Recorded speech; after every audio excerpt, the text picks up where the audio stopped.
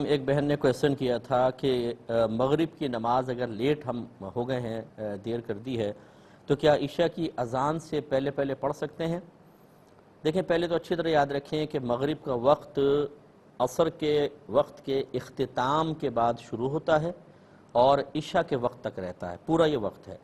لیکن پہلے زمانے میں چونکہ گھڑیوں وغیرہ نہیں تھیں تو اس لیے فقہا نے ضرور لکھا کہ اتنی تاخیر کرنا کہ ستارے آسمان پہ کافی سارے نکل آئیں مکروہ تحریمی ہے۔ لیکن آج کل کے اعتبار سے چونکہ پہلے یہ اس طرح آسمان وغیرہ دیکھ کے اندازہ کرتے تھے تو گمان تھا کہ دیر کریں گے تو سکتا ہے عشاء کے وقت میں داخل ہو جائیں، تو وہ حکم لکھا تھا۔ لیکن آج کل گھڑیاں موجود ہیں، تمام نقشے وغیرہ موجود ہیں، تو لہٰذا یاد رکھیے کہ مغرب کے وقت کا اختتام کا تعلق عشاء کی اذان کے ساتھ نہیں ہے بلکہ عشاء کے وقت کے ساتھ ہے۔ تو آپ نمازوں کے اوقات کا کیلنڈر اپنے گھر میں رکھیں۔ ابھی اگر عشاء کا وقت شروع نہیں ہوا تو اس سے پہلے پہلے آپ مغرب پڑھ سکتے ہیں، اگرچہ مغرب کو جلدی پڑھنا افضل ہوتا ہے، جلدی پڑھیں، لیکن کبھی تاخیر ہو گئی تو عشاء کے وقت سے پہلے پہلے۔ یہ اکثر جو اذانیں دی جاتی ہیں یہ وقت شروع ہونے کے بھی 5 منٹ، 7 منٹ، 10 منٹ بعد دی جاتی ہیں، بعض اوقات تو 15 منٹ بعد اذان دیتے ہیں، لہذا اذان کے اوپر اس کی بنیاد نہ رکھیں بلکہ وقت پر رکھیں۔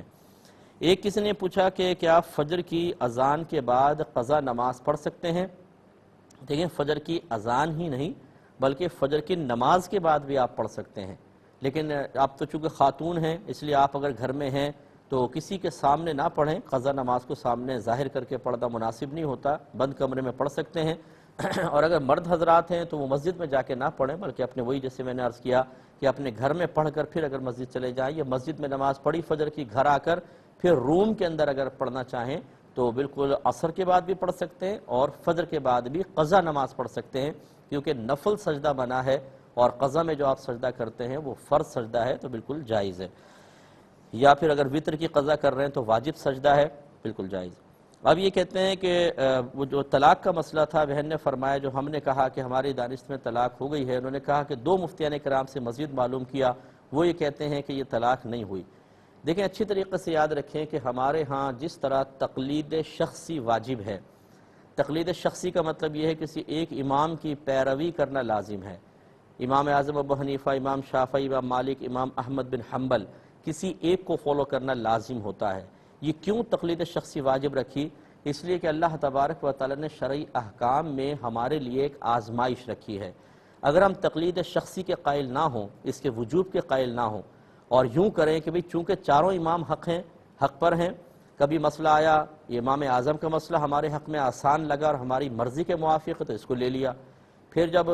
دوسرے کوئی موقع آیا تو امام اعظم کا مسئلہ بڑا دشوار نظر آیا تو ہم نے کہا امام شافعی کے مسئلے میں رعایت نظر آتی ہے، وہ لے لیا، تیسری دفعہ امام مالک، چوتھی دفعہ امام احمد بن حنبل۔ تو آپ خود بتائیے کہ جو شرعی احکام میں ایک آزمائش تھی، ایک نفس سے لڑنا تھا، ایک جہاد تھا، ایک شیطان کو پرے کر کے اللہ تعالیٰ کی رضا کی خاطر اس پر عمل پیرا ہونے کا ایک جو معاملہ تھا، وہ تو کبھی بھی پورا نہیں ہوگا۔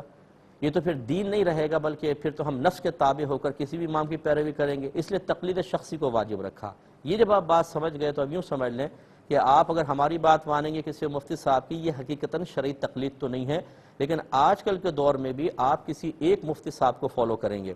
کوئی ایک مفتی صاحب ایسے جن سے آپ فقہ حنفی سیکھنا چاہتے ہیں یا ان سے مسئلے حاصل کرنا چاہتے ہیں، تو پھر یاد رکھیں کہ احکام شرع میں جو ابتلاء کی حکمت یعنی آزمائش کی حکمت اللہ نے رکھی ہے وہ باطل نہیں ہوگی۔ اور اگر آپ نے یہ کیا کہ آج آپ نے ہم سے مسئلہ معلوم کیا، کہا جی مفتی صاحب بہت اچھے مسئلے بتاتے ہیں، تو آپ نے ہم سے معلوم کر لیا، وہ آپ کو آسان لگا، پھر کسی اور سے مسئلہ معلوم کیا تو آپ کو وہ اچھا لگنے لگا کیونکہ وہ آسان بتا رہا ہے، تیسرے مفتی صاحب کا مسئلہ لے لیا۔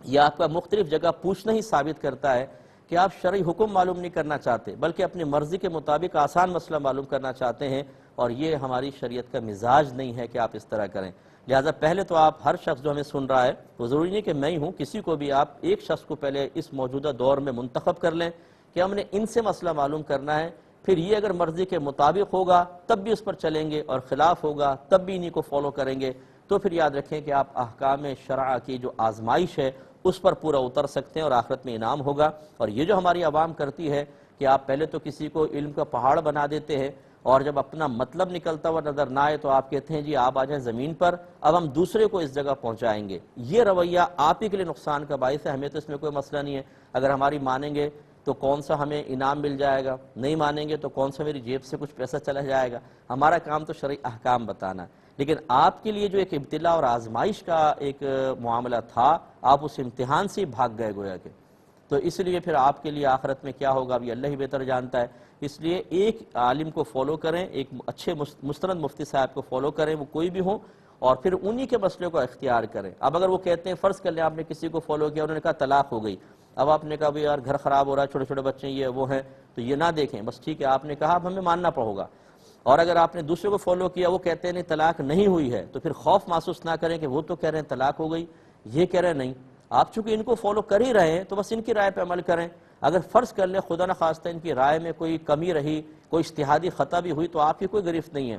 ان کی بھی گرفت نہیں ہوگی انشاءاللہ، جب ایک عالم اور مفتی سوچ سمجھ کر اور اپنے کثرت سے وہ فتوے دیتا رہا ہے، اور اپنے سابقہ تجربات، اپنے مشاہدات، اپنے علم کی بنیاد پر اخلاص کے ساتھ اللہ کی رضا کی خاطر جواب دیتا ہے، اور پھر بھی وہ اجتہادی خطا کر جاتا ہے، تو یاد رکھیں اس کی کوئی گرفت نہیں ہے، بلکہ اس کو اس مسئلہ بتانے پر بھی اجر ملے گا۔ امید ہے کہ آپ بات سمجھ گئی ہوں گی، اب مزید اس پہ کوئی کرنے کی ضرورت ہی نہیں ہے۔ آپ کسی ایک کو پہلے فالو کریں، یہ مسئلہ لکھیں، ان تک پہنچائیں، وہ کوئی بھی مفتی صاحب ہوں، اور پھر ان سے جو وہ فتویٰ لکھ کر دیں، بس اس پر آنکھیں بند کر کے آپ کو عمل پیرا ہونا چاہیے۔